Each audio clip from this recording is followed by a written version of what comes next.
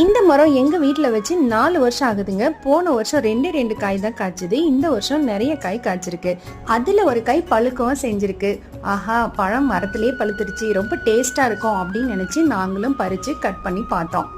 ஆசையா கட் பண்ண எங்களுக்கு ஏமாற்றம் தான் மிச்சமாச்சு. ஏன்னா இதுல இருக்கக்கூடிய அந்த சுளைகளினுடைய கலரே சேஞ்ச் ஆயிடுச்சுங்க. என்ன காரணம் எங்களுக்கும் ஒன்றும் புரியல. அதுக்கப்புறமா தான் எங்களுக்கும் தெரிய வந்தது, பலாப்பழத்தை எப்பவுமே மரத்துல பழுக்க விடக்கூடாது. திரண்ட உடனே அந்த காயை பறிச்சு அது பால் வடியக்கூடிய அந்த காம்பை கட் பண்ணிட்டு ஒரு 3 நாள் வச்சு அதுக்கப்புறம் கட் பண்ணா அது கரெக்டா இருக்கும் அப்படிங்கிறது அப்புறமா தான் எங்களுக்கு தெரிய வந்துச்சு.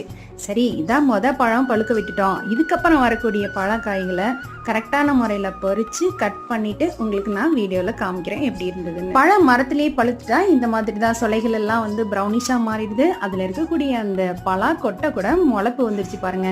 செடி முளைக்கிற அளவுக்கு ஓவர்